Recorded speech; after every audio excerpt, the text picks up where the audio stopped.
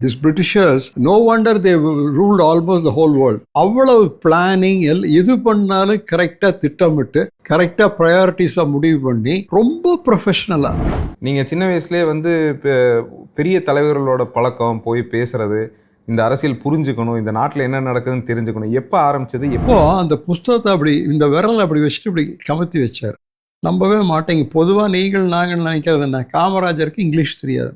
அவர் படிச்சுட்டு இருந்த புஸ்தகத்தை நம்ம 3 பேருமே புரிஞ்சுக்க முடியாது. நீங்கள் லா காலேஜ் பற்றி சொன்னீங்க. நீங்கள் அந்த லா சூஸ் பண்ணது was it by accident or intention? 101% accident.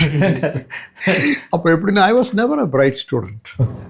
சென்னையில் இருந்துட்டு வயநாடில் எஸ்டேட்டு அங்கிருந்துட்டு பார்த்தோம். நினச்சி பாருங்கள், மெட்ராஸில் உட்காந்துட்டு வயநாடில் ஒரு எஸ்டேட்டை மேனேஜ் பண்ணுறேன்னா எவ்வளோ கஷ்டம். ஏன்னா அன்னைக்கு ஃபோன் போட்டாலும் கிடைக்காது. எனக்கு இந்த ஜாதினா பிடிக்காது, மதம்னா அதை விட பிடிக்காது. நான் இது நீ அதுங்கிற வேற்றுமை எனக்கு கிடையாது. மனுஷன்னா எல்லாம் ஒன்று தான். அது எனக்கு நேச்சுரலாகவே வந்துடுது. Doctor B.K. கிருஷ்ணராஜ் வானவராயர் அவர்கள் தமிழகத்தின் கொங்கு பகுதியான பொள்ளாச்சி சமத்தூரில் 1944ஆம் ஆண்டு பிறந்து இன்று கல்வி, தொழில் மற்றும் ஆன்மீகத்தில் மாபெரும் வழிகாட்டியாக திகழ்பவர். சுவாமி விவேகானந்தர் மற்றும் மகாத்மா காந்தியின் கொள்கை ஈர்ப்பால் சமூக மாற்றத்திற்காக தன்னை அர்ப்பணித்தவர். இந்திய ஜவுளித்துறைக்கான தொலைநோக்கு அறிக்கையை தயாரித்தவர். பாரதிய வித்யா பவனின் கோவை தலைவராக பன்னாட்டு கல்வியை பள்ளிகளில் புகுத்திய முன்னோடி இவர். Empower the youth to enrich the nation என்பதே இவரது தாரக மந்திரமாகும். 1985இல் ரோட்டரி சங்கத்தை பொள்ளாச்சியில் நிறுவியவர் மற்றும் சன்மார்க்க சங்கத்தின் தலைவராகவும் தொடர்ந்து செயல்பட்டுக் கொண்டிருப்பவர். திவ்யோதயா மற்றும் குரல் போன்ற அமைப்புகளின் மூலம் மதங்களுக்கு இடையிலான நல்லிணக்கத்தை வளர்க்க இவர் இன்றும் அயராது உழைக்கிறார். வாசிப்பு, ஓவியம், இசை என பன்முக திறமை கொண்ட டாக்டர் B.K. கிருஷ்ணராஜ் வானவராயர் அவர்கள் வருங்கால தலைமுறையினருக்கு ஒரு சிறந்த முன்னுதாரணமாக திகழ்பவர்.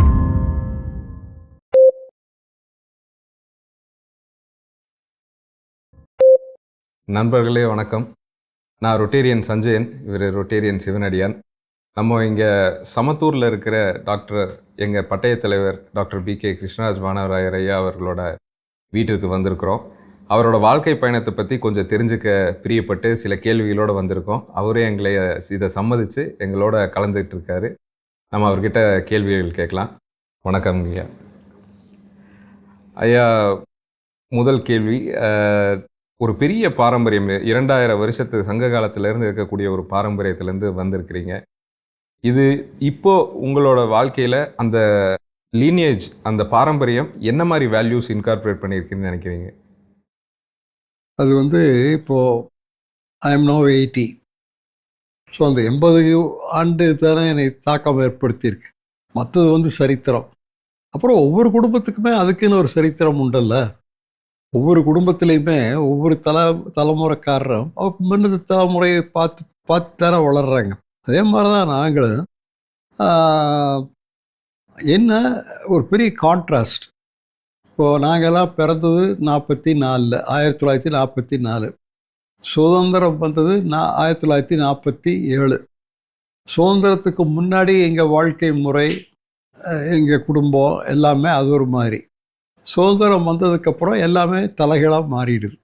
ஸோ அதனால் நாங்கள் ரொம்ப சின்ன வயசாக இருக்கையிலேயே அந்த மேஜர் மாற்றம் ஏற்பட்டுடுது. ஸோ அந்த மாற்றத்தை பார்த்தே நாங்கள் வளர்ந்தோம். அப்புறம் ஒரு காலகட்டத்தில் இந்த ஜமீன் ஒழிப்பு சட்டம், மன்னர் மானியம், ஜமீன் ஒழிப்பு சட்டம் இதெல்லாம் வந்தது. இதெல்லாம் வந்ததுக்கப்புறம் மேலும் டிராஸ்டிக்காக மாறிச்சு, ரொம்ப டிராஸ்டிக்காக மாறிச்சு. அப்புறம் நாங்கள் ரொம்ப சின்ன வயசாக இருக்கையிலேயே எங்கள் அப்பா தவறிட்டாங்க. ஸோ எங்களெல்லாம் வளர்த்துனது எங்கள் அம்மா தான். அவங்க எங்களுக்கு சின்ன வயசுலேருந்தே கால மாற்றத்தை நல்லா சொல்லுவாள். பாரு, பழைய அன்னைக்கு இருந்ததெல்லாம் அதோட போச்சு, அதை நினச்சிட்டு இருக்காதீங்க, காலத்தை அந்த மாதிரி மாறி வாங்க, நாமளும் 10ஓட 11 பழக ரெடி ஆகிக்கணும், நீங்களாம் நிறையா படிக்கணும், வெளியூர் போய் படிக்கணும், வெளிநாடு போய் படிக்கணும், காலத்தை அந்த மாதிரி மாறி வரணும், பழம்பெருமை பேசிகிட்டு இருந்தால் பிரயோஜனம் இல்லை, எளிமையாக இருக்க பழகிக்கணும், இப்படியெல்லாம் தினமும் சொல்லுவாள். ஒரு my mother was a great counsellor. அப்போ குடும்பத்தில் கஷ்டத்தையும் சொல்லுவாள். நாம் பெரிய பாரம்பரியம் எல்லாம் வாஸ்தவம் தான், ஆனால் எத்தனையோ சிரமங்களும் இருக்குது. அதையெல்லாம் நாம் எதிர்கொண்டு ஆகணும். ஸோ அதுக்கு நீங்கள் தயாராகிக்கணும். இப்படி தினமும் சொல்லி சொல்லி சொல்லி சொல்லி எங்களை வந்து அதுக்கு தகுந்த மாதிரி மோல்டு பண்ணாங்க. அது அந்த அந்த எவல்யூஷனுங்கிறது வந்து கிராஜுவலாக நடந்தது. இப்போ எங்களுக்கு நல்லா ஞாபகம் இருக்குது, பிறந்தபோது இருந்த அந்த ஃபியூடல், அந்த ரீகல் இது இல்லை. அப்படி கொஞ்சம் கொஞ்சமாக மாறி மாறி மாறி மாறி வந்தோம். அதனால் அந்த மாற்றத்தை வந்து நாங்கள் எளிமையாக எதிர்கொள்ள முடிஞ்சுது. சிரமம் இருக்குல்லைன்னு சொல்ல வர்றேன். ஸோ நீங்கள் ஆரம்பிக்கும் போதே ஐம் 18 ஆரம்பிச்சிங்க. நாங்கள் இன்னொரு சைட் ஆஃப் த ஸ்பெக்ட்ரமுக்கு நான் எங்களுக்கு கூட்டிகிட்டு போங்க. உங்கள் சைல்ட்ஹுட் டேஸ் ஆக்சுவலி இன்னொரு பார்ட் வந்து அப்ரிங்கிங் இருந்தது, பட் நீங்கள் அதை சொல்லிட்டீங்க. இன்ஃபேக்ட் அந்த லீனியேஜோட வேல்யூஸ் மூலமாகவே உங்கள் அப்ரிங்கிங் எப்படி இருந்துச்சு. நாங்கள் நினச்சது வந்து ஒரு அரிஸ்டோக்ராட்டிக் பேக்ரவுண்ட், ஸோ அதனால் அப்ரிங்கிங்கிறது வந்து இல்லை, அதுவும் ஒரு சைட் பை சைடு இருந்தது. ஓகே, அந்த அரிஸ்டோக்ரஸி அந்த லைஃபும் இருந்தது, அது இல்லைன்னு சொல்ல மாட்டேன். ஓகே, அது உடனே போகாது இல்லையா. கரெக்ட். அன்னைக்கு வந்து நாங்கள் எல்லாம் பிறந்தது அரண்மனையில், வளர்ந்தது எல்லாமே அந்த சூழ்நிலையில். அன்னைக்கு அந்த கல்ச்சரே வேறு. அது இப்போ சொன்னால் புரிய வைக்கிறதே கஷ்டம். ஆனால் நான் சொன்னது போல் எங்களுக்கு நாங்கள்லாம் இங்கே பொள்ளாச்சியிலலாம் படிக்கூடாதுன்னு போய் கோயம்புத்தூரில் ஸ்டேன்சி ஸ்கூலில் விட்டாங்க. இதிலிருந்து விலகி போகட்டும்னே, இந்த இந்த இது வேண்டாம் இனி. அப்போ அங்கே போய் அந்த அட்மாஸ்ஃபியரில் வளர்ந்ததுனால அந்த சேஞ்ச் ஓவர் வந்து ரொம்ப ஸ்மூத்தாக நடந்துடுது. From a village to a city. அப்புறம் we left behind the legacy. அந்த அந்த இதெல்லாம் விட்டு போட்டு நாங்கள் ஒரு காமனராக போய் அங்கே செட்டில் ஆனோம். அப்படித்தான் நாங்கள் வளர்ந்தோம். பட் அதோட சம்மந்தப்பட்ட ஒரு லைட் ஆர்டர் கேள்வி, படிக்கும்போது நல்லா தான் படித்தாகணும், இப்படி தான் இருக்கணும், அப்படி அந்த ப்ரெஷர் உங்களுக்கு இருந்துச்சா? இல்லை இருந்தது இருந்தது இருந்தது இருந்தது அண்டு நான் டபுள் ப்ரொமோஷன்லாம் வாங்கினேங்க. ஓகே, ஸ்டேன்சி ஸ்கூலில் தான் படித்தது. ஓகே. முதல்ல வந்து கான்வென்ட்டில், சென்ட் ஃப்ரான்சிஸ் கான்வென்ட். அங்கே எப்படின்னா up to 4th standard co education. 4th ஸ்டாண்டர்டுக்கு அப்புறம் you have to go out. It becomes a girls school. அப்புறம் தான் நாங்கள்லாம் ஸ்டேன்சி ஸ்கூலுக்கு போகிறோம். அப்போ ஸ்டேன்சி ஸ்கூல் எப்படி கேட்டிங்கன்னா, அது வந்து sir Robert Stanes, it's 160-year-old school. அவர் ஆரம்பித்ததே வந்து அப்போ இருந்த பிரிட்டிஷர்ஸ்க்காகவும் ஆங்கிலோ இண்டியன்ஸ்க்காக ஆரம்பித்தது, அவங்க கல்விக்காக. அதனால தான் பேரே பார்த்தீங்கன்னா அந்த காலத்தில் ஸ்டேன்சி ஆங்கிலோ இண்டியன் ஸ்டேன்சி ஸ்கூல்னு ஒரு ஆங்கிலோ இண்டியன் ஸ்கூல்னே சொல்லுவாங்க. அப்போ எங்கள் மாதிரி கொஞ்சம் பேர் மட்டும் இந்த இந்த ஜமீன் இதில் வர்றதுனால அப்போ கலெக்டர் சொல்லி நாங்கள் எல்லாம் போய் சேர்றது. ஓகே, அப்படித்தான் நாங்கள் போய் சேர்ந்தோம். அப்புறம் அந்த அந்த அந்த இதுக்கு தகுந்த மாதிரி நம்ம அட்ஜஸ்ட் ஆகிடுறோம்ல. அந்த இது நம்மளை அதுக்கு இது பழசெல்லாம் மறந்து போச்சு. அப்புறம் அப்படியே இருந்தோம். அதுக்கப்புறம் மெட்ராஸ் போயிட்டேன், லயோலா காலேஜ். லயோலா காலேஜில் ஐ டிட் காமர்ஸ் 3 வருஷம். அப்போ ஹாஸ்டலில் அப்போ இன்னும் அந்த கொஞ்சம் நஞ்ச ஷைனும் கான். அதுக்கப்புறம் லா காலேஜ். ஸோ மெட்ராஸில் ரொம்ப வருஷம் இருந்தேன். லா காலேஜ் படித்து முடித்ததுக்கப்புறம் அங்கேயே லீகல் ப்ராக்டிஸ் ஹைகோர்ட்டில் ஒரு quite a number of years சென்னையில். எனக்கு இன்னைக்கு சென்னையில் சந்து பந்தெல்லாம் தெரியும். அந்த காலத்தில் நாங்களே கார் ஓட்டிகிட்டு இருக்கிற காலம் எல்லாமே தெரியும். ஸோ எதுக்கு சொல்கிறேன்னா, இந்த வில்லேஜில் அந்த ஃபியூடல் பிகினிங்கிலிருந்து கொஞ்சம் கொஞ்சமாக மாறி கடைசியில் அந்த அளவுக்கு மாறிட்டு.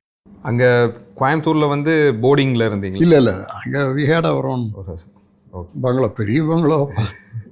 இடம்தான் மாறிச்சு, மற்றதெல்லாம் கிட்டத்தட்ட அப்படியே தான். முதல் நாள் ஸ்கூலுக்கு போனதே கெடிலாக் காரில். வயர இது கம்மல் போட்டிருப்போம். இவர் போட்டிருக்காரு, இவர் ஒரு காதில். அன்னைக்கு நாங்கள்லாம் 2 காதுலையும் போட்டோம். வயர கடுக்கன்வாங்க, கம்மல் அல்ல, கடுக்கன். அப்படித்தான் அங்கே போயும் கிட்டத்தட்ட இதில் பாதி இருந்தது அங்கேயும். அப்புறம் ஒன்று சொல்கிறேன், ஒரு குறிப்பிட்ட வயசு வந்ததுக்கப்புறம் இந்த ஜமீன் ஒழிப்புக்கு அப்புறம் நானும் அண்ணா ஸ்கூலுக்கு கிளம்பி போகிறக்கு வெளியில் வந்தால் 2 புது சைக்கிள் நிற்கிது. ஒரு ரெட் மெட்டாலிக் கலர், ஒன்று ப்ளூ மெட்டாலிக் கலர். அது என்னமோ பேர்லாம் தெரியல. எதுக்கு இங்கே நிற்கிதுன்னு கேட்டால், ஐயா சொல்லிட்டாங்க இனிமேல் சைக்கிளில் தான் போய் பழகணும், காரெல்லாம் கூடாது. அப்போ அதுக்கு கூட ஒரு ஆள் சைக்கிளில் வருவார் அந்த ஸ்டேஜி ஸ்கூலுக்கு போகிறது. அப்படி கொஞ்ச நாள் அந்த ஆள் வந்தார், அப்புறம் அவர் நிறுட்டார். ஸோ எதுக்கு சொல்ல வர்றேன்னா, they forced out into a new system. அந்த பாலிசி நீ ஹெல்ப் பண்ணாது, that's not going to come back, அது கான் ஃபார் எவர்னு சொல்லி எங்களை தயார் பண்ணாங்க. அப்புறம் அந்த காலத்தில் உங்களுக்கு தெரியுமில்ல, இந்த கோயிங் அவுட்டு ஈட்டிங் அவுட்டெல்லாம் ஒன்றும் கிடையாது. கோயம்புத்தூரில் ரெஸ்டாரண்ட்ஸே கிடையாது. இப்போ எங்கள் மாதிரி குடும்பங்களில் போய் வாங்கிட்டு வந்து வீட்டில் சாப்பிடுவோம் இல்லாமல் ஹோட்டலுக்கெல்லாம் போகக்கூடாது. ஈவன் எங்கள் லேடிஸே நகைக்கடையோ துணிக்கடையோ போக மாட்டாங்க, அவங்க தான் கொண்டு வருவாங்க. ஸோ அப்படி கொஞ்சம் கொஞ்சமாக மாறிட்டோம். அம்மாவும் அங்கே இருந்தாங்க. ம் அம்மா இல்லை, அது உங்களுக்கு சொல்லணும்னா, எங்களுக்கு வந்து எங்கள் பெரியம்மா இருந்தாங்க. அவங்க வந்து ஊத்துக்குளி ஜமீன், அந்த ஒன்லி எல்டஸ்ட் டாட்டர். அங்கே திவான் பகதூருடைய பேத்தி செல்லம், அவங்க தான் எங்கள் பெரியம்மா. அவங்களுக்கு இஷ்யூஸ் இருக்குல்ல. அப்புறம் தான் மை மதர் வாஸ் மேரிட். அப்புறம் தான் நான் எனக்கு ஒரு அண்ணா, எனக்கு ஒரு தங்கச்சி, நான் இடையில நாங்கள் 3 பேரும் பிறந்தோம். ஸோ கோயம்புத்தூரில் அவங்க கூட இருந்து படிக்க வச்சாங்க பெரியம்மா. எங்களுக்கு ரொம்ப நாளாக அவங்க தான் அம்மான்னு நினச்சிட்டு இருந்தோம். அதனால் நான் அடிக்கடி ஒன்று சொல்லுவேன், all of you have only one mother, we have 2 mothers and they're competing with each other in extending love and care. அந்த லக்ஸுரி எங்களுக்கு அப்போவே இருந்தது. ரொம்ப சின்ன வயசுலேயே ஒரு அரசியல் புரிதல் உங்ககிட்ட இருந்தது. அது எந்த ஏஜில் எப்படி உங்களுக்கு ஆச்சு? ஏன்னா எல்லா யங்ஸ்டர்ஸும் எல்லா காலகட்டத்திலையும் விளையாட்டுத்தனமாக இருக்கிறதெல்லாம் உண்டு. நீங்கள் சின்ன வயசுலேயே வந்து பெரிய தலைவர்களோட பழக்கம், போய் பேசுறது, இந்த அரசியல் புரிஞ்சுக்கணும், இந்த நாட்டில் என்ன நடக்குதுன்னு தெரிஞ்சுக்கணும், எப்போ ஆரம்பிச்சது, எப்படி உங்களுக்கு உள்ளே வந்தது? அது கரெக்டாக சொல்ல தெரியல. அப்போ இத்தனைக்கு எனக்கு அப்போல்லாம் பேப்பர் படிக்கிறதோ, இப்போ டிவியெல்லாம் கிடையாதுல்ல. ஆல் இண்டியா ரேடியோ வந்து ஒரு source, all India radio news கேட்போம். அப்புறம் வீட்டுக்கு வந்து ஒரு பேப்பர் வரும், எந்த ஹிந்துவோ என்னவோ ஒரு பேப்பர் வரும், அதுக்கு மேலே இல்லை. ஆனால் இயல்பாகவே ஒரு பாலிட்டிக்ஸ்னு சொல்ல மாட்டேன், பொது வாழ்க்கையில் ஆர்வம் வந்தது. Public life, not party politics. அதில் ஒரு இன்ட்ரெஸ்டிங் எபிசோடு சொல்லணும்னா, குன்னூரில் எங்களுக்கு பங்களா இருக்குது, இப்போ இருக்கிறதில்ல, முன்ன வேறு. அதில் நான் ஸ்டடி ஹாலிடேஸ்க்கு போய் அங்கே இருந்தேன், லா காலேஜில் படிக்கையில். அப்போ எங்களுக்கு அடுத்த வீடு எம்ஏஎம் ராமசாமி வீடு, செட்டிநாடு ராஜா. அவங்க பங்களா அடுத்த பங்களா. எங்கள் பங்களான்னு பார்த்தா அவங்க எல்லாம் தெரியும். அப்படி ஒரு நாள் நானும் என் ஃப்ரெண்ட்ஸு வெளியில் உட்காந்துட்டு என்னமோ பேசிகிட்டு கீழே பார்த்தா காமராஜர் அந்த லாரில் நடந்துட்டுருக்கார், கூட ஈவிகே சம்பத்து. அப்போ நான் நம்ம ஃப்ரெண்டுக்கிட்ட சொன்னேன், ஏப்பா இவ்வளோ அடுத்த வீட்டில் இருக்கிறாரு, போய் பார்க்க வேண்டாமா? அப்போ எங்களுக்கு தெரியல எப்படி போகிறது, பர்மிஷன் வாங்கிறது ஒன்றும் தெரியல. இருந்தாலும் பார்ப்போமேன்னு சொல்லிட்டு 2 பேரும் போனோம். கூட வந்த மலையாளி, அவன் தமிழ் அவ்வளோ வராது, அவன் பேர் சம் நேம் சட் ஞாபகம் வர மாட்டேங்குது. போனால் ஈவிகே சம்பத் வெளியில் உட்காந்துருந்தார். நாங்கள் சொன்னோம், நாங்கள் 2 பேர் லா காலேஜ் ஸ்டூடெண்ட்ஸு, ஐயாவை பார்க்கணுன்னு பிரியமாக இருக்குது, அலோவ் பண்ணுவாங்களா? அலோவாகுது, உங்களெல்லாம் பார்க்கத்தான் அவர் விரும்புகிறாரு. மேலும் அப்போது ஒன்று, அவர் எந்த பதவியிலும் இல்லாத காலம், காங்கிரஸ்லேயே அவருக்கு அவ்வளோக்காக காங்கிரஸ்க்குள்ளே ஐக்காமல் போச்சு. வர்ச்சுவலி ஐசோலேட்டட், தனிமைப்பட்டு போயிட்டார் காங்கிரஸ்லேருந்து. அப்போவே அபவுட் டு அந்த சிண்டிகேட் காங்கிரஸ் ஆரம்பிக்கிற கொஞ்சம் முன்னாடி. அப்புறம் உள்ள ரூம் கூட்டிகிட்டு போனாங்க. அப்போ ஒன்று நடந்ததை சொல்கிறேன். அவர் உட்காண்ட்ருக்காரு, ஒரு புஸ்தகத்தை கண்ணாடி போட்டு புஸ்தகத்தை படிச்சுட்டு ஆழமாக அதில் நாங்கள் பக்கத்தில் போகிற வரைக்கும் அவர் கவனிக்கல. பக்கத்தில் போனதுக்கப்புறம் தான் நிமிந்து பார்த்து சம்பத்தை பற்றி என்னன்னு கேட்டார். ஐயா, இவங்க லா காலேஜ் ஸ்டூடெண்ட்ஸ் அம்மா உங்களை பார்க்க வந்திருக்கிறாங்கன்னு. அப்படியா, உட்காருங்கன்னாரு. அப்போது அந்த புஸ்தகத்தை அப்படி இந்த விரலை அப்படி வச்சுட்டு இப்படி கமத்தி வச்சார். நம்பவே மாட்டேங்க, பொதுவாக நாங்கள் நினைக்கிறது என்ன, காமராஜருக்கு இங்கிலீஷ் தெரியாது. அவர் படிச்சுட்டு இருந்த புஸ்தகத்தை நம்ம 3 பேருமே புரிஞ்சுக்க முடியாது. ஃபஸ்ட்டு இம்ப்ரெஷன் ஆஃப் காமராஜ் அதுதான், இப்படி வச்சுட்டு அப்போ பேசிகிட்டு இருந்தார். அப்போ பேச்சு வாக்கில் சொன்னது தான் உங்கள் கேள்விக்கு பதில். அவர் என்ன சொன்னார், உங்கள் மாதிரி குடும்பத்தை சேர்ந்தவங்கெல்லாம் பொது வாழ்க்கைக்கு வரணும் அப்படின்னா. இந்த கூட கூட்டிகிட்டு போனல, அவன் கொஞ்சம் துடுக்காக பேசுகிற ஆள். இந்த போயிலே சொல்லி கூட்டிகிட்டு போனேன், இதப்பா அதெல்லாம் ரொம்ப பெரிய லெவலு, பேசாமல் இருன்னு. இப்போ உடனே என்னட்டா, sir are you asking us to get into party politics அப்படின்னா. பிலீவ் மீ, காமராஜ் ரிப்ளை தமிழில் தான் பதில் சொன்னார். ஏப்பா, கட்சி அரசியலுக்கும் பொது வாழ்க்கைக்கும் வித்தியாசம் தெரியாமையா சட்டம் படிக்கிற? முதல் கேள்வி தூக்கி வாரி போட்டுது. நான் உங்களை அரசியலுக்கு வர சொல்லியே, அரசியலுக்கு வரவும் கூடாது, இப்போ படிப்பில் தான் கவனம் செலுத்தோம், பொது வாழ்க்கைன்னு சொன்னேன். நாட்டு நடப்பு என்ன ஏது என்ன, பேப்பர் படிக்கணும், விஷயத்தை தெரிஞ்சுக்கணும், பார்வையாளராக இருக்கணும், பங்களிக்கக்கூடாது. அப்படித்தான் நான் சொன்னேன்னு சொல்லிட்டு விட்டுட்டாரு. அதுக்கு பிறகு நான் லா காலேஜில் போய் எலெக்ஷன் நிற்கும் பொழுது இதுதான் ஞாபகம் வந்தது. அப்போ போய் நான் காமராஜரை பார்த்தம்போது அதுக்கு அவ்வளோ சந்தோஷம். இல்லைங்கன்னாரு. அவர் சொல்லித்தான் நின்னது. அதுக்காக சொல்ல வர்றேன். அப்போ எப்படி அரசியல் இன்ட்ரெஸ்ட் வந்ததுங்கிற சொல்கிறேன். ஓகே. நீங்கள் லா காலேஜ் பற்றி சொன்னீங்க. நீங்கள் அந்த லா சூஸ் பண்ணது was it by accident or ஒரு இன்டென்ஷன்? 101% ஆக்சிடென்ட். அப்போ எப்படின்னா I was never a bright student, just an average student. Whether இல்லை ஸ்கூல்லையாட்டு காமர்ஸு எல்லாமே. அப்போ பிகாம் படிச்சுட்டு உடனே ஊருக்கு போனீங்கன்னு வைங்க, பயங்கர டிமாண்டு, கல்யாணம் பண்ணி வச்சுருவாங்க. அதுக்கு பயந்துட்டு இன்னும் கொஞ்ச நாளைக்கு சந்தையில் இருக்கிறது நல்லதுன்னு சொல்லி இதை ஒரு காரணம்னு சொல்லி நாங்கள் ஒரு 3-4 பேர் எங்கள் மார்க்குக்கு அன்னைக்கு வேற ஒன்றுலையும் கிடைக்காது.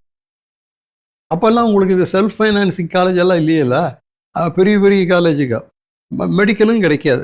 இது எல்லாத்தையும் எங்கள் மாதிரி ஆளுகளுக்கு அன்னைக்கு இந்த லா காலேஜ் ஒன்று தான் உண்டு. அது லா படிக்கணும், வக்கீலாகணும், அதெல்லாம் ஒன்றும் தெரியாது. நேராக போன மயத்தில் அவன் ஒரு கார்டை கொடுத்துட்டான், சேர்ந்தாச்சுன்ட்டான். அங்கே ஆள் இல்லை. அப்போ 2 வருஷத்து கோர்ஸ் லா காலேஜ். இப்போல்லாம் 4-5. இப்போ மாதிரி அப்போ இல்லை. ஸோ அப்படித்தான் இந்த கெரியர் நாலேஜுங்கிறது. நல்ல கேள்வி தம்பி. கெரியர் நாலேஜுங்கிறது எங்கள் தலைமுறைக்கு கிடையாது. என்ன படிக்கணும், வாழ்க்கையில் என்ன ஆகணும், எப்படி பண்ணணும், ஒன்றுமே தெரியாது. வர்றது இழுத்து போட்டுக்க வேண்டியது. வீட்லேயும் சொல்லுவார் இல்லை, வீட்லேயும் அதுக்கு மேலே தெரியாது. இப்போ இன்னைக்கு காலமெல்லாம் வேற. இன்னைக்கெல்லாம் இந்த கூகுள் அது இதுவும் பார்த்துட்டு பண்ணுறாங்க. அன்னைக்கு இதுதான் நடந்தது. ஒன்றும் தெரியாது. அப்புறம் நம்மளுக்கெல்லாம் என்னென்னா, நாம் என்ன போய் வேலைக்காக போகிறோம், இங்கே இத்தனை இருக்குது. அப்படி ஒரு ஒரு ஒரு மெத்தனம். நம்ம அன்னைக்கெல்லாம் ஜாபுக்கு போகணுங்கிற நினைப்பே இல்லை. அப்போ இந்த பிளேஸ்மெண்ட்டுங்கிறதெல்லாம் காலேஜுகளில் கேள்விப்படாத ஒன்று. படித்து போயிட வேண்டியது, நீங்கள் போய் தேடி வேலை வாங்கிக்க வேண்டியது. மற்றபடி ரெடிமேடாகலாம் ஒன்றும் இல்லை. ஸோ நாங்கள் லா காலேஜுக்கு போனது அப்படித்தான். But then I took a liking for law. அது போனதுக்கப்புறம் பிடிச்சி போச்சு. மற்றபடி கான்ஷியஸ் டெசிஷன் எல்லாம் ஒன்றும் கிடையாது. பட் நீங்கள் ப்ராக்டிஸும் பண்ணீங்க கொஞ்சம்? ஆமாம், ஒரு ஃபியூ இயர்ஸ். ஓகே. அது ஹைகோர்ட்டில். அப்புறம் அதுக்கு மேலே முடியல, ஊருக்கு வர வேண்டியதாக போச்சு. ஓகே. அதனால வந்துட்டோம். ஓகே. லா காலேஜ் அந்த டைமில் இப்போ எலெக்ஷன்ஸ் எல்லாமே நீங்கள் ஃபேஸ் பண்ணியிருப்பீங்க. ஆமாம், நானே கேண்டிடேட்டு. அதாவது என்ன, அந்த ஸ்டோரி சொல்கிறேன். லயோலா காலேஜில் படிக்கும் பொழுது நான் ஒருத்தர் நிற்க வச்சு ஜெயிக்க வச்சேன். அப்போ எனக்கு அங்கே பேர் கிங் மேக்கருங்குவாங்க. இந்த லா காலேஜுக்கு வந்ததுக்கப்புறம் கூட 3-4 பேர் வந்தோம்ல, இவனுங்கெல்லாம் கூட சும்மா இருக்க மாட்டாமல், யூ வேற கிங் மேக்கர் தார், இங்கே நீங்கள் கிங்காக இருக்கோன்னு சொல்லி, கிங்கெல்லாம் ஆக முடியாதப்பா, இது கல்ச்சரே வேற, இது டிஃப்ரெண்ட் கேன்வஸ், இங்கே நம்ம ஆசைப்படக்கூடாது, வற்புறுத்தி நிற்க வச்சுட்டானுங்க. அப்படித்தான் லா காலேஜில் இப்போ யூனியன் பிரசிடெண்ட், காலேஜ் யூனியன் பிரசிடெண்ட்டுக்கு நின்று ஜெயிச்சது. நம்ம அதுக்கப்புறம் பிஸ்னஸ் வேர்ல்டுக்குள்ளே எப்படி வந்தீங்க? நம்ம அது எப்படின்னா, சக்தி குரூப்பில் அப்போ எங்கள் மாப்பிள்ளைகள்லாம் காலேஜ் ஸ்டூடெண்ட்ஸ், 20 வயசு. அப்போ எங்கள் மாமனாருக்கு சப்போர்ட் தேவைப்பட்டது. அப்போது நாங்கள் எல்லாம் குடும்பத்தில் பேசி, சரி இது போதும், அப்புறம் லா ப்ராக்டிஸ் வேண்டாம், கோயம்புத்தூருக்கு போயிடலாம், அங்கே போய் இது வேலையெல்லாம் பார்க்கலான்னு சொல்லி. ஆனால் கொஞ்ச நாளுக்கு அது ஒரு கம்பெனி அங்கிருந்துட்டே பார்த்தேன்.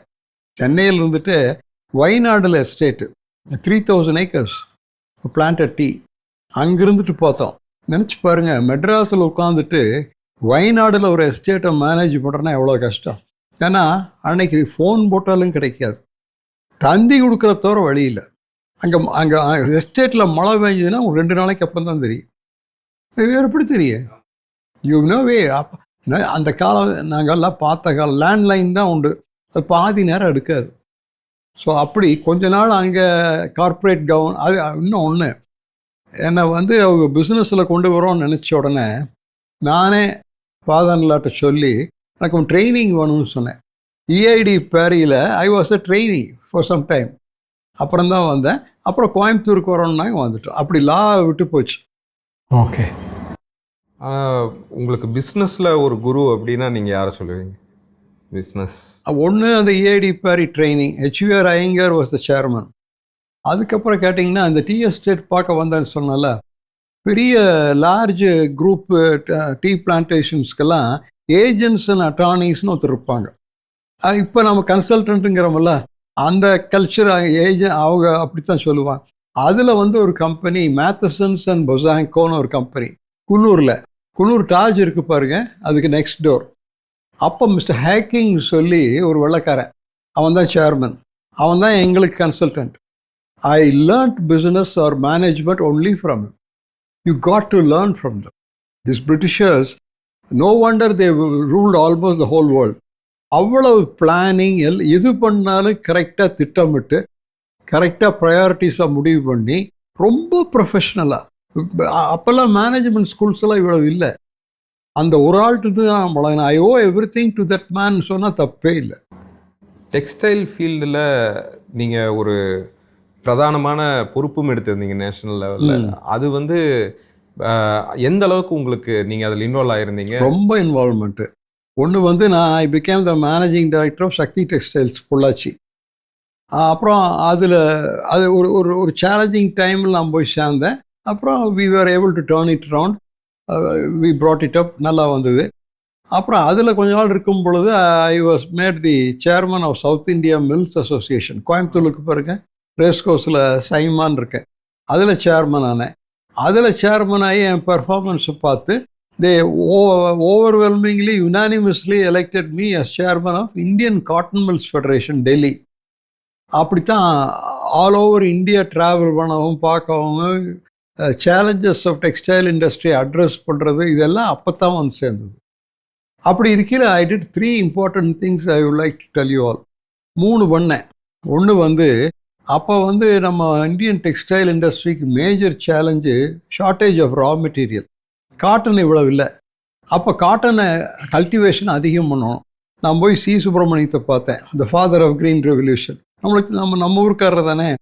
அப்போ நான் சொன்னேன், ஐயா இப்படி ஒரு பிரச்சனை, காட்டன் ஈல்டு அதிகம் பண்ணணும், ப்ரொடக்ஷன் அதிகம் பண்ணோன்னு என்ன பண்ணணும்னு கேட்டார். ஒன்றுமில்லை ஐயா, நீங்கள் எனக்கு MS சாமிநாதனை அறிமுகப்படுத்தி வைக்கணும். அதுக்கு என்ன ஃபோன் பண்ணார்.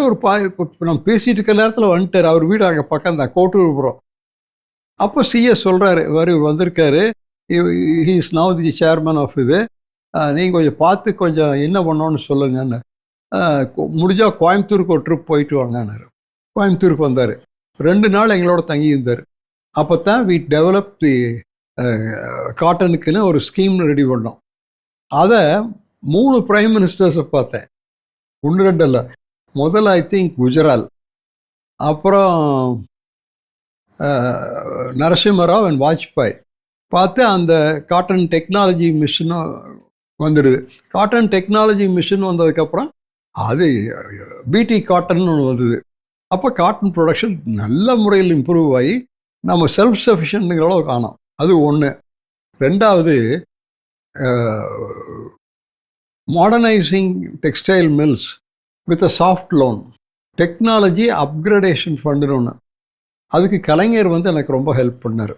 கலைஞர் தான் எனக்கு லெட்டர் கொடுத்தாரு. அந்த லெட்டர் எடுத்துகிட்டு போய் பிரைம் மினிஸ்டர்கிட்ட பேசி தான் வாங்கினோம்.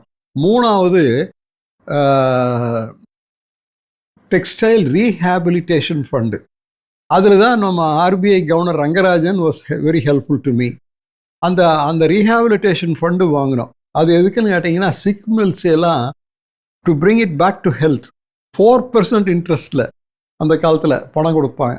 இந்த 3, it was my major contribution, and these 3 things put together virtually changed the fortunes of the industry. அதுதான் நம்ம டெக்ஸ்டைல். அண்ட் இந்த பாடி ஆஃப் ஒர்க்குக்கு தான் அந்த அவார்ட் இப்போ உங்களுக்கு அவார்டு ஒன்று பண்ணாங்களா சார்? அது இப்போ கொடுத்தாங்க. இப்போ இந்த மோடி கவர்மெண்ட்டில் எனக்கு அவார்டு கொடுத்தாங்க. பட் இந்த ஒர்க் தான் இந்த ஒர்க் தான் ஓகே ஹோல் ஆஃப் இந்தியாவில் ஃபர்ஸ்ட் அவார்டு எனக்கு கொடுத்தாங்க. அதை நான் வாங்கறதுக்கு கூட நான் போகல. ஓகே. சன்னை சங்கர் அனுப்பிச்சு வாங்கிட்டோம், நான் போய் வாங்கலை. அது அந்த பாரத் மண்டபத்தில் வச்சு கொடுத்தாங்க. அண்ட் நீங்கள் வந்து நிறைய சர்வீஸ் அண்ட் சோஷியல் ஆர்கனைசேஷன்ஸில் இருந்திருக்கீங்க. இப்போ நீங்கள் டெக்ஸ்டைல் எது சொன்னீங்க, பட் எங்களுக்கு தெரிஞ்சது பொள்ளாச்சி தமிழிசை சங்கம் அதில் இருந்திருக்கீங்க, அதுக்கப்புறம் ரோட்ரி, இந்த மாதிரி பல்வேறு இருக்கீங்க. இந்த ஆர்கனைசேஷன்ஸ் உங்களுக்கு அதோட இன்ஃப்ளூயன்ஸ் வந்துச்சா? அதாவது நான் சொன்னது போல் இயல்பாகவே எனக்கு பொது வாழ்க்கையில் தொடர்பு பிரியம் உண்டு. அப்படி வச்சது தான் மகாத்மா காந்தி சிலை. பொள்ளாச்சியில் காந்திக்கு சிலை வச்சது நம்ம தான் அப்போ பண்ணோம். அப்புறம் இலக்கிய கழகம், தமிழிசை சங்கம், ரோட்டரி, இதெல்லாம் நான் பொள்ளாச்சியில் மில்லு பார்த்து, இங்கே குடியிருந்துட்டு பொள்ளாச்சியில் மில்லு பார்த்த காலத்தில் தான் இத்தனையும் பண்ணோம். அதாவது இயல்பாகவே அந்த ஒரு பிரியம் உண்டு. தமிழிசை சங்கம் இன்றைக்கி 50-60 வருஷம் இருக்கு. அப்புறம் இலக்கிய கழகம் வந்தது, அப்புறம் ரோட்டரி வந்தது. இதில் சார்பாக தான் மகாத்மா காந்திக்கு சிலை வச்சோம். நம்ம ஆக்சுவலாக ஒரு மில் முதலாளி அப்படின்னா நிறையா நேரங்களில் லேபர் யூனியன் கூட ஒரு இணக்கமாக இருக்க மாட்டாங்க. அதாவது ஏதோ ஒரு ஃப்ரிக்ஷன் இருந்துக்கிட்டே இருக்கும். பட் உங்களுக்கு அவங்க லேபர் யூனியனும் ரொம்ப இணக்கமாக நிறைய இடங்களில் கூட ட்ராவல் பண்ணியிருக்காங்க. அது எப்படி உங்களுக்கு அது சாத்தியம்? எந்த அளவுக்கு இணக்கம்னா, கம்யூனிஸ்ட் தொழிற்சங்கத்தினுடைய தலைமை கட்டடத்தை நான் போய் திறந்தேன். அப்போ எனக்கு சிவப்பு துண்டு போத்துனாங்க. அப்போ உடனே சொன்னாங்க, அவங்களுக்கெல்லாம் அதெல்லாம் போற்றக்கூடாதப்பா, அவங்கெல்லாம் முதலாளிங்க, நீ கொண்டு போய் இதெல்லாம் பண்ணுறீங்க. அப்போ நான் சொன்னேன், நாங்களும் கோயிலுக்கு இதெல்லாம் போட்டுக்குவோம்னா கருப்பு போட்டுக்குவோ சிவப்பு போட்டுக்குவோ ஏதோ ஒன்று போடுங்கன்னு பேசி முடிக்கிற வரைக்கும் அதை எடுக்காமல் இருந்தேன். கம்யூனிஸ்ட்காரர்களோட எனக்கு அவ்வளவு தொடர்பு. இன்றைக்கும் கம்யூனிஸ்ட்காரங்க என்னை பற்றி பெருமையாக தான் சொல்லுவாங்க. அப்புறம் நாம் இந்த போனஸ் பேச்சுவார்த்தை நடத்துகிறோமல்ல, என் பீரியடில் தான் சுமூகமாக எல்லாம் நடத்தி காட்டினோம். ஒரு சொல்கிறேங்க ஆளுங்க, மனுஷன் பழக தெரியும். உங்களுக்கு எப்படி யாரு கூட எப்படி பழகணும்னு தெரிஞ்சதுன்னா உங்களுக்கு விரோதியே கிடையாது. விரோதி நீங்கள் என்னைய விரோதத்தோடு பார்த்தாலும் என்னுடைய அணுகுமுறையில் உங்களை மாற்றிடலாம். உங்களுக்கு விரோதி என்ன அந்த சொல்லுவாங்கல்ல, நல்லது கெட்டது நாமளாக பண்ணிக்கிறதான்னு, பிறர் தர வாரான்னு சொல்லுவாங்கல்ல. ஆஃப் யுவர் ஓன் மேக்கிங், தீதும் நன்றும் பிறர் தர வாரா. It's all of your own making. It's all how you look at problems, interpersonal relationship. அதனால் எனக்கு தொழிற்சங்கத்தோட எப்போவுமே பிரச்சனை இல்லை. அந்த காலத்தில் கம்யூனிகேஷன் ரொம்ப சேலஞ்சாக இருந்த காலத்தில் நீங்கள் நிறைய ட்ராவல் பண்ண வேண்டியது இருந்தது. ரொம்ப ட்ராவல் பண்ணணும். எனக்கு இந்த மாதிரி ஃபோன் எல்லாம் இல்லையல்ல. இப்போது கோயம்புத்தூர்லேருந்து நீங்கள் நீங்கள் வீட்டை விட்டு கார் ஏறினீங்கன்னா போய் சேர்ற இடம் வரைக்கும் உங்களுக்கு தொடர்புக்கு ஒன்றுமே இல்லையே. ஃபோனு கிடையாதுல்ல, இந்த செல்ஃபோனெல்லாம் அப்போ இல்லையல்ல. அப்போ ரொம்ப இல்லை. அப்போ தான் எங்களுக்கெல்லாம் என்ன ஒரு பழக்கம்னா, காரில் போகையிலே எழுதிட்டு போவோம், இன்றைக்கி என்ன வேலை, அதில் 1 2 3 ஓடுவோம், ப்ரையாரிட்டி எது, போய் இறங்கின மாயத்தை என்ன பண்ணணும். இந்த பிளானிங் ஸ்கீமிங் எல்லாம் உங்களுக்கு அப்போ ரொம்ப இருந்தது. இப்போ பாருங்கள், இப்போ இந்த ஆர்டிஃபிஷியல் இன்டெலிஜென்ஸ் வந்தாச்சு. இன்னும் அது எங்கே போய் முடியும்னு தெரியல. இப்போ கொஞ்சம் கொஞ்சமாக டெக்னாலஜி வளரும் பொழுது மனித முயற்சிக்கு வேலை குறைஞ்சிட்டு வருது. இப்போ நாளைக்கு காலை நீங்கள் ஒரு இடத்துல போய் பேசணும்னா அது என்னத்தை சொல்கிறது, அதில் சொன்னால் பேச்சு வந்துடுது. நீங்கள் படிக்கவோ சிந்திக்கவோ ஒன்றும் வேண்டாம். அப்புறம் அதே போல் இப்போ இந்த ஃபோன் எடுத்துக்கங்க, எல்லா நம்பரையும் ஸ்டோர் பண்ணி வச்சுக்கலாம். அன்றைக்கெல்லாம் கிடையாதுல்ல, அன்றைக்கெல்லாம் பாக்கெட் புக்கில் எழுதி வச்சுக்கணும். அதனால் என்னன்னு கேட்டிங்கன்னா, இந்த டெக்னாலஜி சப்போர்ட் இவ்வளவு இல்லாத காலத்தில் நாமளே ஒவ்வொன்றும் பண்ண வேண்டியதாக இருந்தது. இன்றைக்கி எல்லாமே சுலபமாக போச்சே. இப்போ கான்ஃபரன்ஸ் ஃபோன்னு போட்டு நான் 3 பேர் 3 ஊரில் பேசிக்கிறோமல்ல, அன்றைக்கி அந்த வசதியெல்லாம் இல்லை. அந்த ஆரம்பத்தில் உங்களுக்கு சேலஞ்சாக இருந்தது ஏதாவது பிஸ்னஸில் சேலஞ்சாக இருந்தது, நான் இது ரொம்ப சிரமப்பட்டு, அது பிஸ்னஸ்னாலே சேலஞ்சு தானே. பிஸ்னஸ்னாலே சேலஞ்சு தான். உங்களுக்கு வந்து ஆர்கனைஸ்டாக இருக்கணும் சார். ரொம்ப இளைஞர்களுக்கு நான் சொல்கிறேன், லைஃப்பில் ஆர்கனைஸ்டாக இருக்கணும். ஆர்கனைஸ்டாக இருந்தால் எல்லாத்தையுமே நல்லா பண்ணலாம். இப்போ நான் பார்க்குற பொதுவாக நான் யாரையும் குறிப்பிட்டு சொல்ல, அவ்வளோக்காக ஆர்கனைஸ்டாக இல்லை.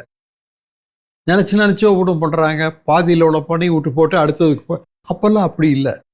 எல்லாம் பிளான் பண்ணி ஆர்கனைஸ்டாக ப்ரையாரிட்டைஸ் பண்ணி ஒவ்வொன்றா பண்ணணும். காலையில் எழுந்திரிச்சோன்னா எல்லாம் எழுதி வச்சுக்கணும்.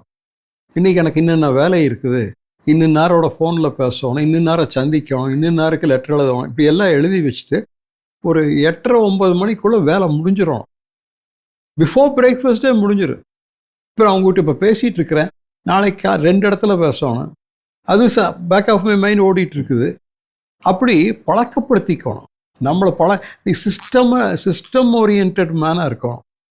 இப்போ எம்பிஏங்கிறாங்கல்ல, இதெல்லாம் அவ்வளோதான். முன்னையும் பண்ணிட்டு முன்ன நிர்வாகம் பண்ணாமையே இருந்தாங்க எம்பிஏ வர்றதுக்கு முன்னாடி. அப்போ வேறு மாதிரி பண்ணாங்க. இப்போ மல்டி டாஸ்க்குங்கிறாங்கல்ல, 10 வேலை ஒட்டா பண்ணோன்னா அது எவ்வளோ கஷ்டம். அவ்வளோ முடியும். ஆர்கனைஸ்டாக தான் பண்ணலாம். உங்களுக்கு சுவாமி விவேகானந்தா அவரோட தாக்கம் வந்து மிகப்பெரிய லெவலில் இருக்குது. ஆனால் எப்போ ஆரம்பிச்சது இது?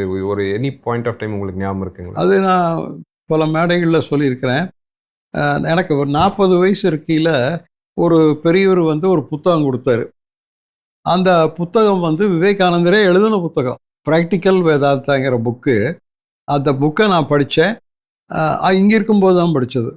அந்த புக்கு தான் என்னை மாற்றுச்சுன்னு சொல்லலாம். இந்த இடத்துல அப்போ நான் இங்கே இருந்துட்டு மில்லு பார்த்துட்டு இருந்த காலம். அப்போ வயசு 40. கோயம்புத்தூரில் இங்கே ஊரில் கிராமத்தில் இருந்தபோது. அப்போ அந்த புக்கு என் கைக்கு வந்தது. அதை படித்து பார்த்து அதில் தான் நாம் தெரிஞ்சுக்கிறோம் இந்த அரிதான மனித வாழ்க்கையை எப்படி அர்த்தமுள்ளதாக ஆக்கிக்கணும். இப்போ பலருடைய வாழ்க்கையை பார்த்தீங்கன்னா அதில் ஒரு அர்த்தமே இல்லை. கண்டதே காட்சி கொண்டதே கோலம்னு பேசிட்டு சிரிச்சிட்டும் வண்டி ஓட்டுறாங்க. அப்படி இல்லாமல் திட்டமிட்டு கருத்தோடு வாழ்கிறதுன்னு இருக்குல்ல, அந்த புக்கு தான் அதுக்கு காரணம். இப்போ அந்த மாதிரி ஒரு புக்கு நம்ம நிறைய பேர் படிக்கிறாங்க. ஆனால் அது உங்களுக்கு இம்பேக்ட் ஆன மாதிரி புரிஞ்சுக்கிட்ட மாதிரி நீங்கள் அதை சிலது வந்து இல்லை, நிறையா பேர் விவேகானந்தர்னால நீங்கள் பேர்களை கேட்டிங்கன்னா ஆச்சரியப்பட்டுருவீங்க. ஒன்னானப்பட்ட அடல் பிஹாரி வாஜ்பாயை உருவாக்குனதே விவேகானந்தர் தான். இன்னும் நிறைய பேருக்கு சொல்லலாம். ஏன் ஜவஹர்லால் நேரு பொதுவாக நாம் சொல்கிறது நாத்திகருங்கோ.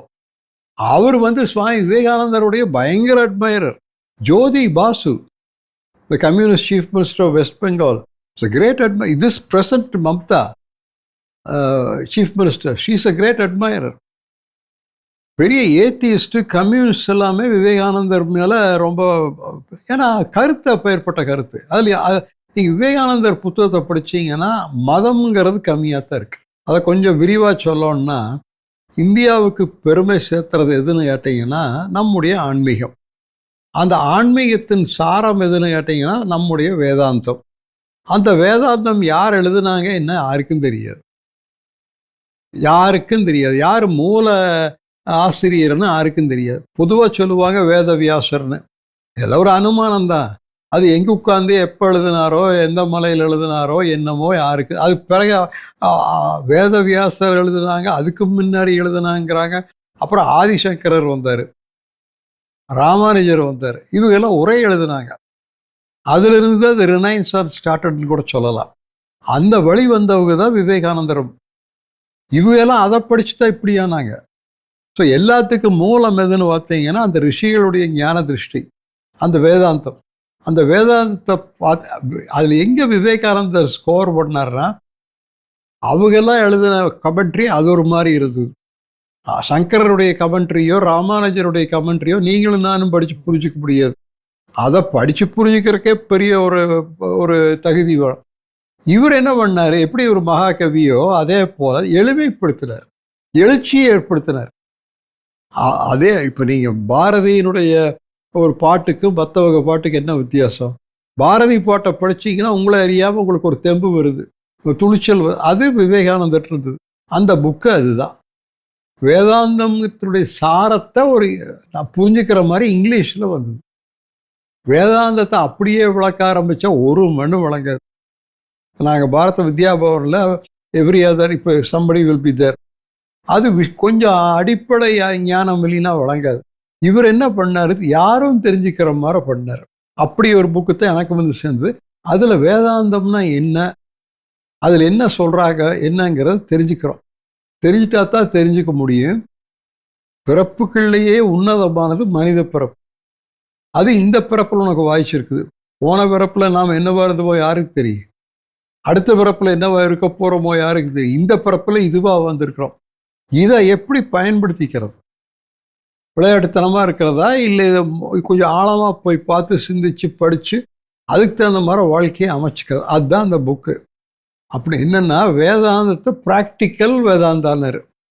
வேதாந்த சாஸ்திரிகளும் இப்போ பண்டிதர்களும் உட்காந்து பேசுறது, பூஜை ரூபம் வச்சு பூஜை பண்ணுறது, அது ஒரு approach.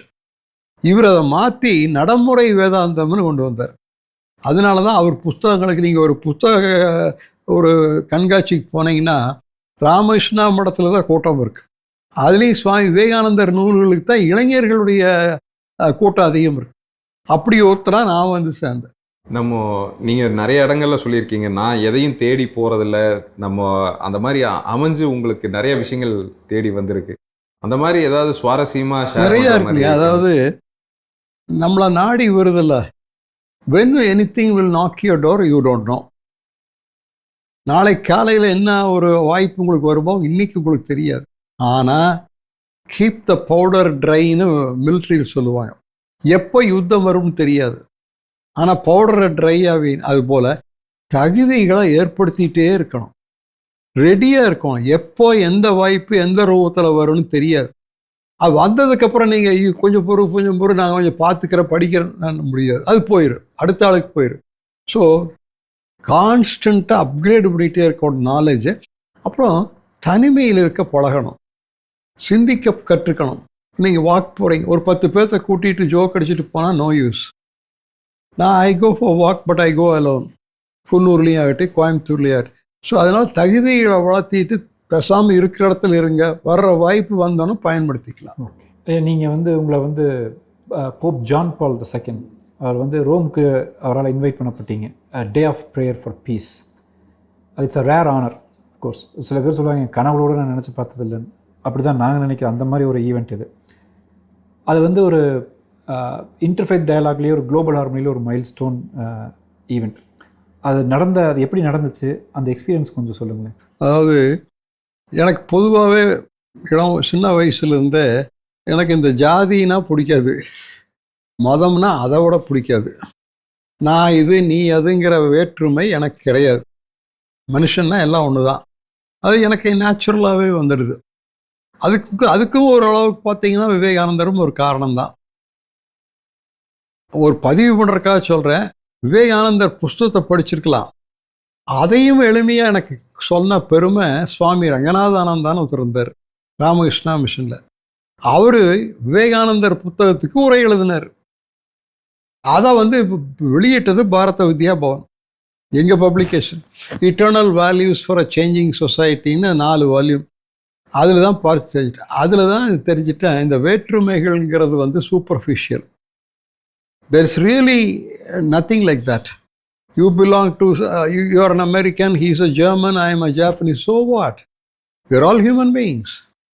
We belong to the same human race. அப்படிங்கிற பக்கம் ஏற்கனவே இருக்குது. நீங்கள் சொன்னது போல் வாய்ப்பு தேடின மாதிரி திடீர்னு ஒரு நாள் வீட்டில் ஃபேக்ஸ் இருக்குது கோயம்புத்தூரில். அதில் போப்பாண்டவர்கிட்டருந்து எனக்கு அழைப்பு வருது, உன்னை நாங்கள் இன்வைட் பண்ணுறோம், உலக சமாதான மகாநாட்டில் நீ வந்து இந்தியாவினுடைய பங்கு என்னன்னு பேசணும். இதை நீங்கள் எப்படி விளக்குவீங்க? போப்பெங்க நாம் எங்க? உள்ளூர் பிஷப்புக்கே நம்மளை தெரியாது, அங்கிருந்து வருதுன்னா எப்படி வந்ததுன்னு தெரியாது. போனோம், அதுதான் அந்த கதை. நாங்கள் அதை பார்த்துருக்கோம். அங்கே ஒரு ஸ்பீச், அருமையான ஸ்பீச் கொடுத்தீங்க, ஒரு ஃபோட்டோ. அதோட எசன்ஸ் சொல்லுங்களேன். ஒரு அதான், அதாவது உலக சமாதானத்துக்கு இந்தியாவினுடைய பங்களிப்பு என்ன, இந்தியாவினுடைய பங்களிப்பு from a Hindu point of view. ஆனால் அதில் நான் ரொம்ப ஹிந்துயிஸ்ட் இது இன்வால்வ் பண்ணல, இந்துயிஸ்டருடைய சாரத்தை சொன்னேன். அதில் ஒரு இடத்துல என்ன சொல்லுவேன்னா, உலக நாட்டு மதங்கள் எல்லாம் எங்கள் நாட்டுக்கு வந்தது, ஏற்கனவே எங்கள் நாட்டு மதம் இருக்குது. இந்து தர்மம் என்ன பண்ணுச்சுன்னா உலக நாட்டு மதங்களை எல்லாம் விரும்பி வரவேற்றுது, அதில் உள்ள நல்ல அம்சங்களை எடுத்துட்டு தனதாக்கி கொண்டது. புரியுதுங்களா? கான்ஃப்ளிக்ட் வரல. Christianity told us certain things, Islam told us certain things, Buddhism told, Jainism said, Saurashtriam said, Sikhism, எது வந்தாலும் எழுத்து போட்டுக்கிறது. இப்போ நீங்கள் வந்தீங்கன்னா உங்களுக்கு சர்ச்சை கட்டுறதுக்கு நானே இடம் கொடுப்பேன், இஷ்டத்துக்கு போதிச்சுக்கோ. நீங்கள் சாய்பு வந்தீங்களா, உங்களுக்கு இடத்த கொடுத்து நீங்களே மசூதி கட்டிக்கங்கிறது. இங்கே வேற்றுமை விரோதம் ஒன்றும் கிடையாது. அவங்கள வளர்த்தி விட்டு இவங்க வளர்ந்துட்டாங்க. அந்த பாயிண்ட், சட்டில் பாயிண்ட் அதுதான். வர்ற மதங்களையெல்லாம் நம்ம வளர விட்டு அவங்களுக்கு வேணுங்கிற வசதிகளை பண்ணி கொடுத்து இந்த process Hinduism strengthened it self. இந்த சகிப்புத்தன்மை தான் அதுக்கு காரணம். அந்த அந்த அந்த இதனுடைய சாரம் கேட்டிங்கன்னா அதுக்காக சொல்கிறேன். ஐயா, நம்ம போத்தனூரில் மகாத்மா காந்தி மெமோரியல் ஒரு ஒண்டர்ஃபுல் பிளேஸ் உருவாக்கியிருக்கீங்க. அது எப்படி அந்த ஐடியா? அது கிட்டத்தட்ட ஒரு மிரக்கலுங்க. எப்படி இந்த போப்பாண்டவர் அழைப்பு வந்ததோ அதே போல தான் கிட்டத்தட்ட அதுவும் நான் சொல்லுவேன்.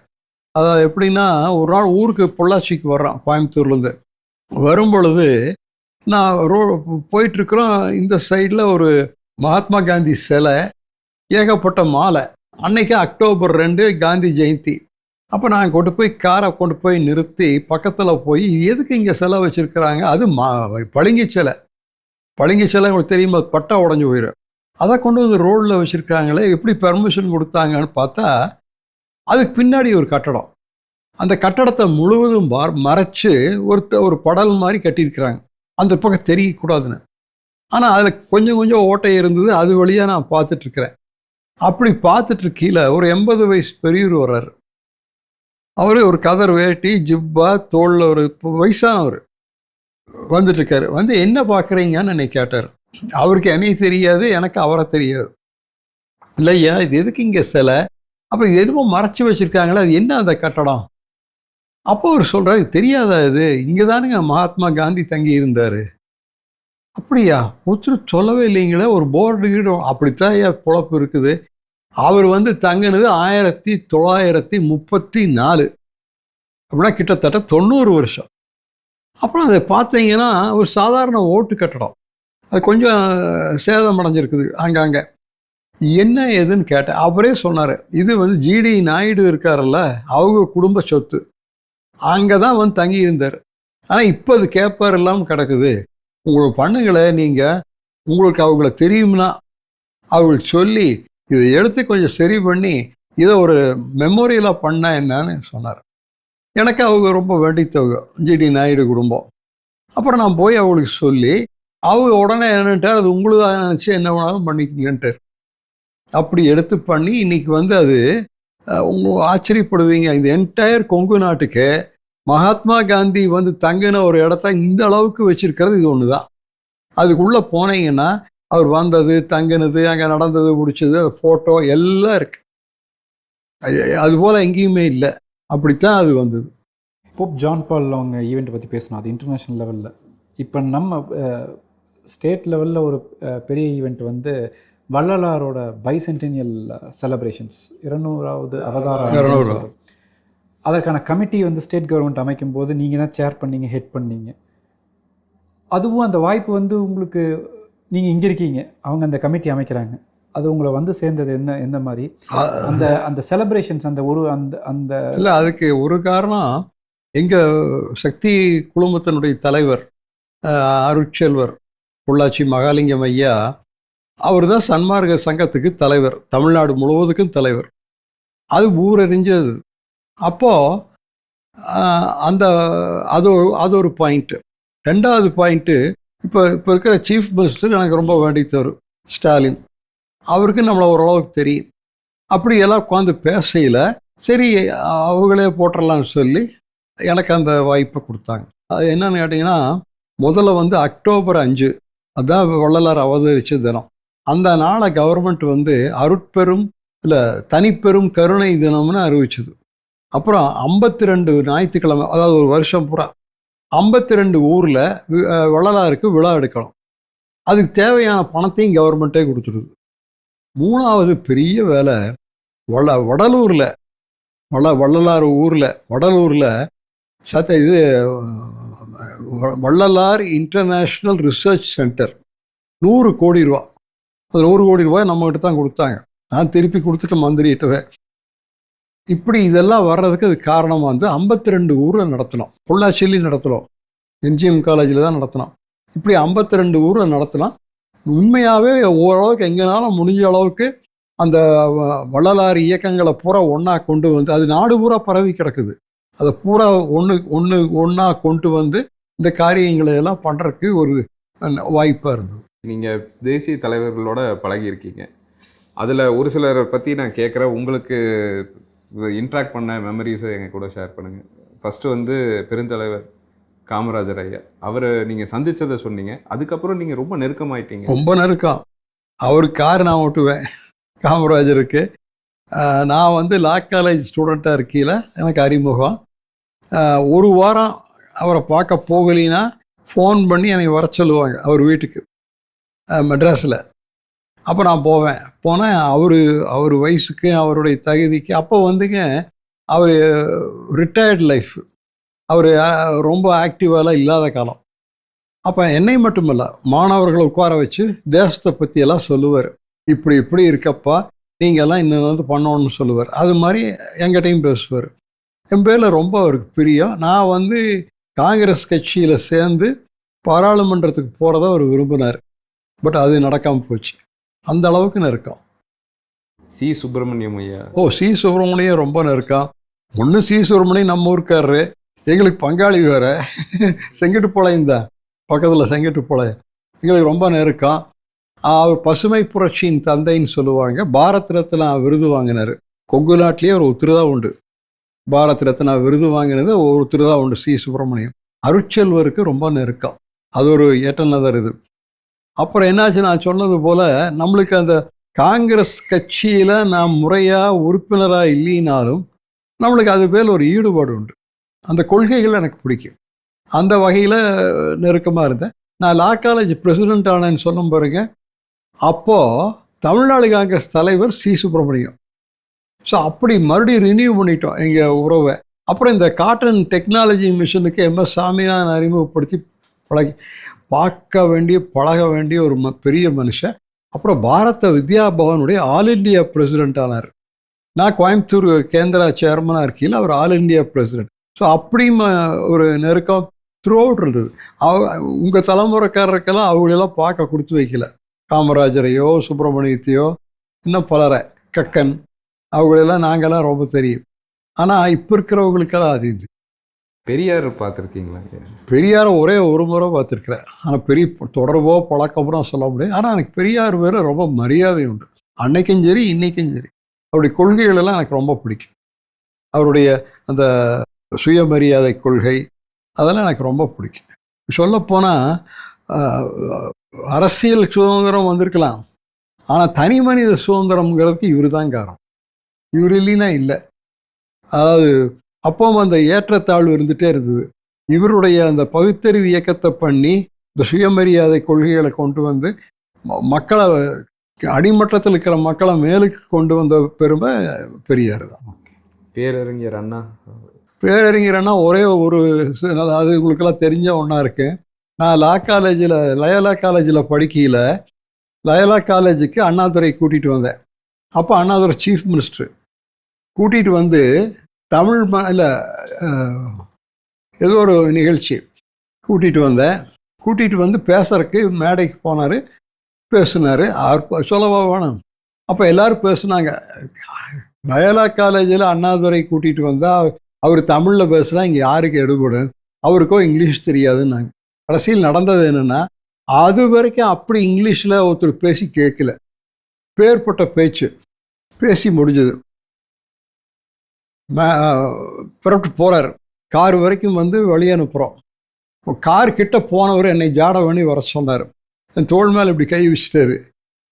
எனக்கு 20 நிமிஷம் பேசணும்னு முடிவு பண்ணினது யாருன்னு கேட்டார்.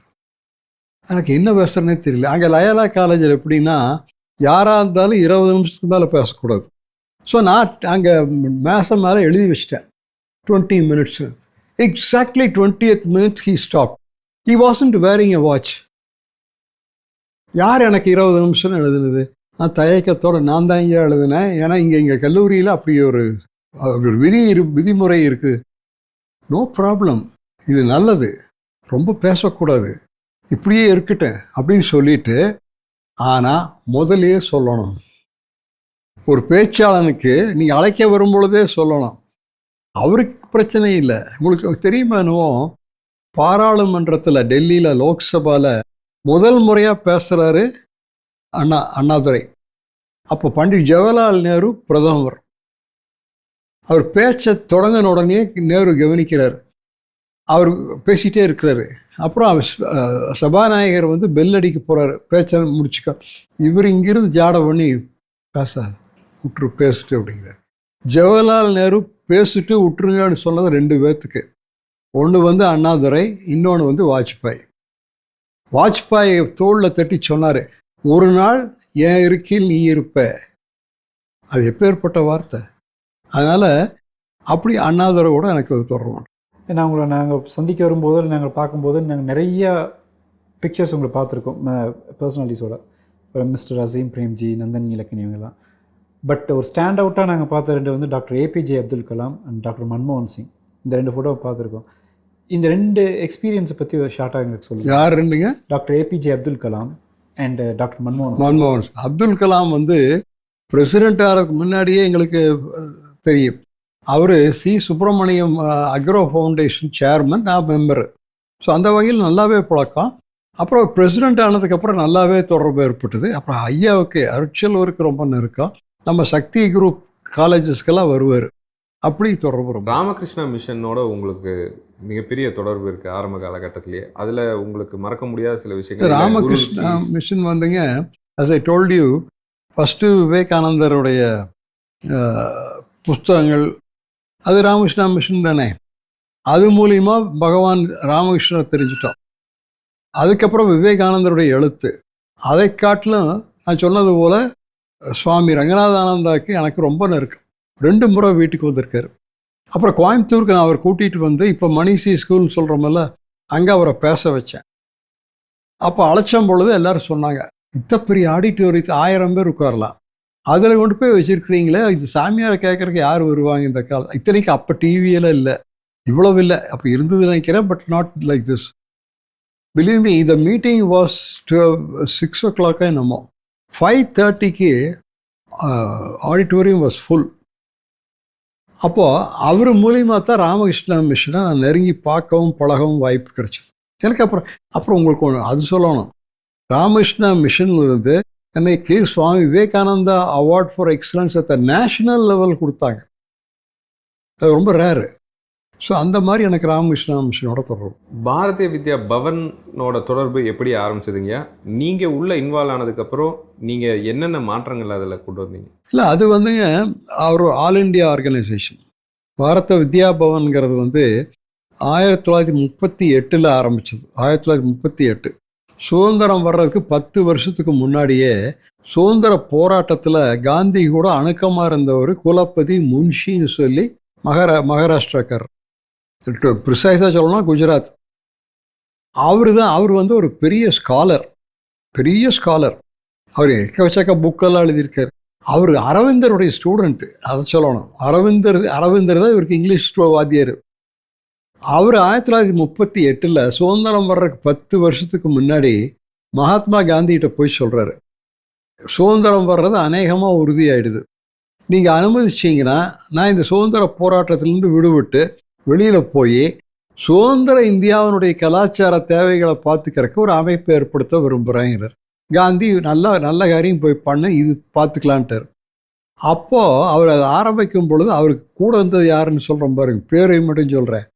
ஜவஹர்லால் நேரு, சர்தார் வல்லபாய் பட்டேல், டாக்டர் ராதாகிருஷ்ணன், டாக்டர் ராஜேந்திர பிரசாத், ராஜகோபாலாச்சாரி, இந்த 5 பேரும் சேர்ந்து வெறும் 200 ரூபா, அன்னைக்கு அது பெரிய பணம்,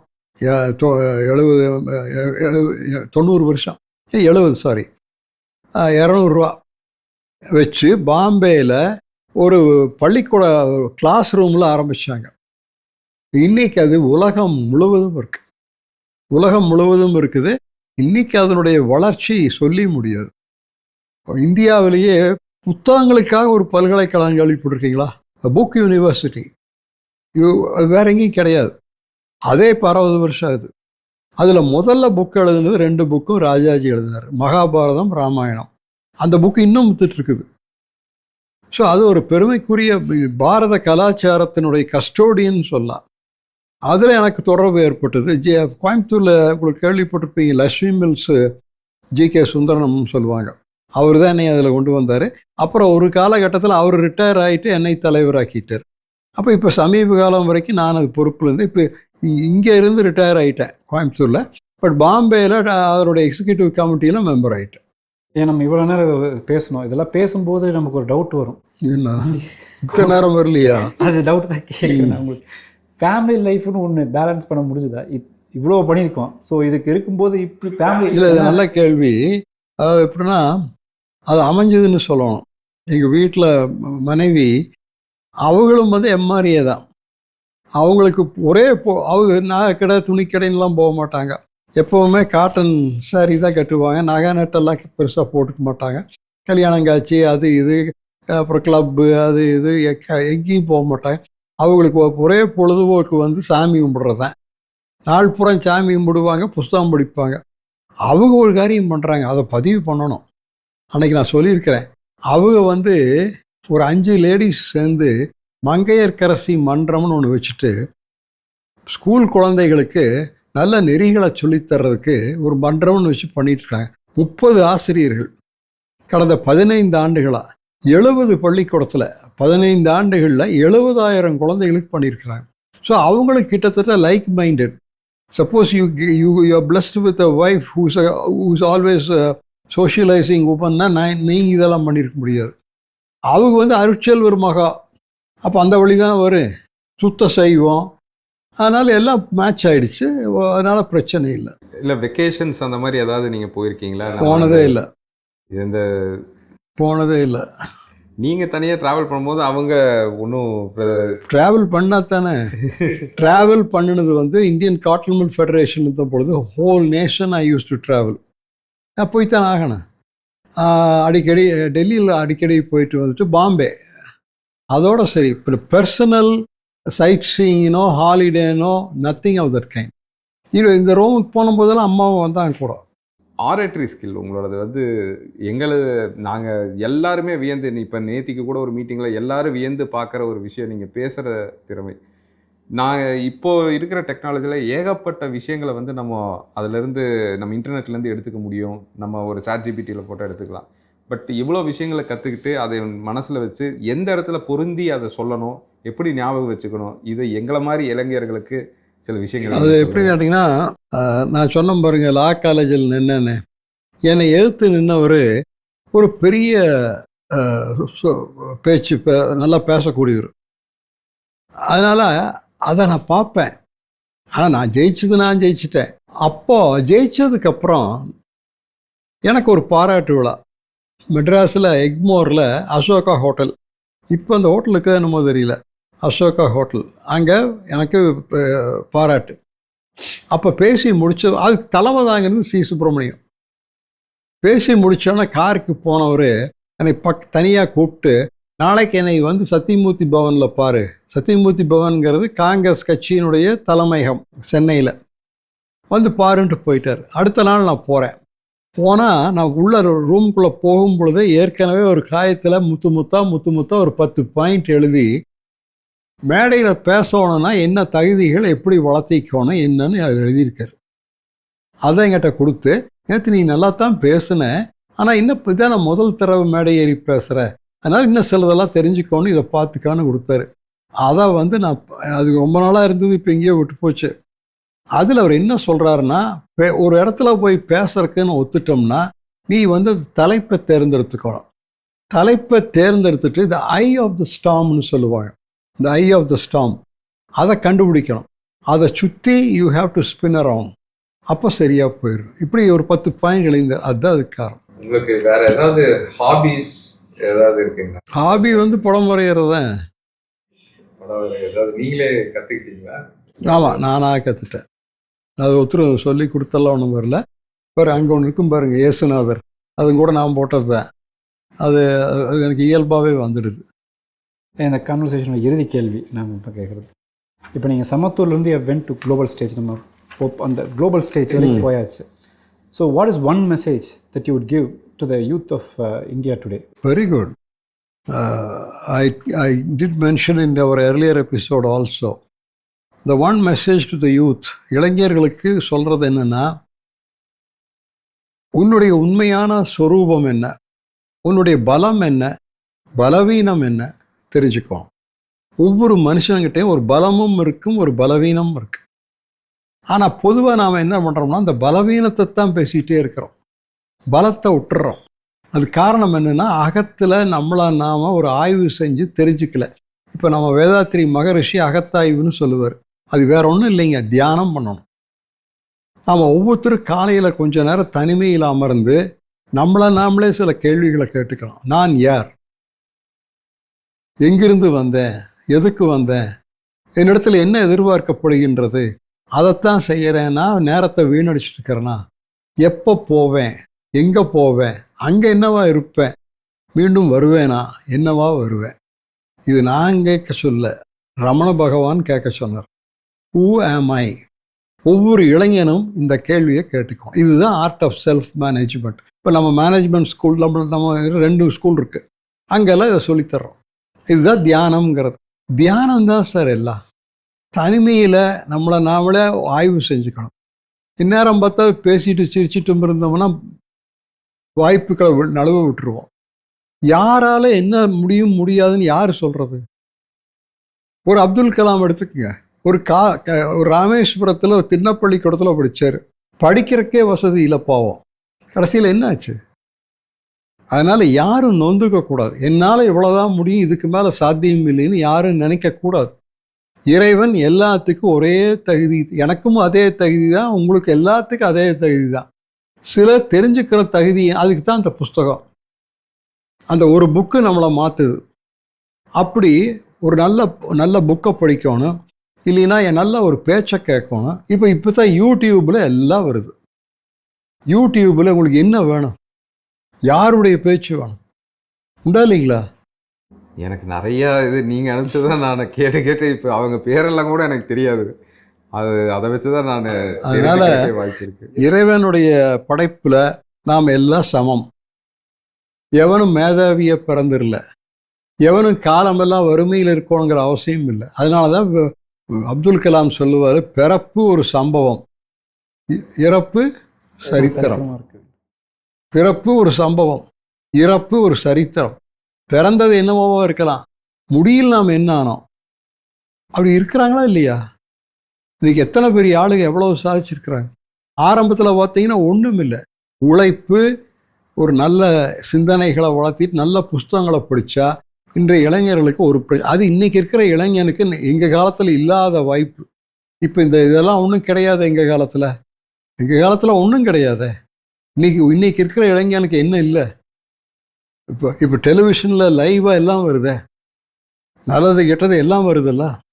ஸோ அதனால் இன்னைக்கு நல்ல வாய்ப்பு நிறைய இருக்குது. சார் மிக்க நன்றி. அதுக்கு முன்னாடி எனக்கு ஒரு கியூரியஸ் ஒரு கொஸ்டின், அது மட்டும் நான் லாஸ்ட் கிவன் அ சான்ஸ், நான் இதை மட்டும் I would have done it differently அப்படின்னு ஏதாவது இருக்கா உங்களுக்கு ரிக்ரெட்? அது இருக்காமல்ல, மனுஷன் தான் இருக்குமல்ல. ஓகே, மனுஷன் அது குழப்பமும் இருக்கு. ஓகே. இப்போ நான் சொன்னது போல் பார்லிமெண்ட்டுக்கு நான் போகணுன்னு ராஜீவ் காந்தி விரும்பினார், மூப்பனார் விரும்பினார், சிதம்பரம் விரும்பினார், காமராஜர் விரும்பினார், இன்னொருத்தர் விரும்பினார், பேர் சொல்ல. ஆனால் நான் போகலை. அதை நீங்கள் அதை எப்படி ஒன்றும் எடுத்துக்கலாம். வந்த வாய்ப்பை இழந்துட்டோம்னு நினைக்கிறதா, அதை வேண்டான்னு சொன்னதுனால தான் மற்ற லைனில் இவ்வளோ சாதிக்க முடிஞ்சதுன்னு நினைக்கலாம். அது இருக்குங்க. ரிக்ரெட்டுங்கிறது இருக்கும் இல்லையா? எது ஒன்றுமே I wish I had not done that, I wish I have not said that. வாழ்க்கையில் சக்ஸஸோ தோல்வியோ நம்ம ரியாக்ட் பண்ணுறதுல தான் இருக்குது, நாட் யூ ஆக்ட். அல்ல, ஒரு சுச்சுவேஷனில் நான் ஒரு மாதிரி ரியாக்ட் பண்ணுறேன், நீங்கள் ஒரு மாதிரி ரியாக்ட் பண்ணுறீங்க, அவர் ஒரு மாதிரி பண்ணுறாரு. எது கரெக்ட்னு யார் முடிவு பண்ணுறது? So how you react to situations decides the fortunes. அப்படி எல்லாரையும் போல எனக்கும் சில ரிக்ரெட்ஸ் உண்டு. மொத்தத்தில் it was a great conversation. உங்கள் 2 பேர்த்துக்கு என்னுடைய தேங்க்ஸு, இவங்களுக்கும் எல்லாம் என்னுடைய தேங்க்ஸு. என்னையா அட்டகாசம் பண்ணுறீங்க. Thanks for letting us inside your life. ஒரு கிளிம்ஸ் எங்களுக்கு கொடுத்தீங்க. மொத்தத்தில் நாங்கள்லாம் பண்ண வேண்டியது இதுதான். நாங்கள் இவ்வளோ காலமாக வாழ்ந்துட்டோம், இத்தனை சாதித்தோம், பண்ணோம். இனி இருக்கிற காலத்தில் அதோட அனுபவங்களை பிறரோட பகிர்ந்து கொள்வது தான் எங்களுடைய கடமை. அதுதான் இப்போ பண்ணுறோம். அப்புறம் இப்போ இன்றைக்கி டெக்னாலஜி இருக்குது, எல்லாம் ரெக்கார்டு பண்ணிக்கிறீங்க. 1000 வருஷத்துக்கும் இருக்குமில்ல, அந்த காலத்தில் அதெல்லாம் கிடையாதுல்ல. ஸோ அதனால் ரொம்ப thank you all, thank you very much.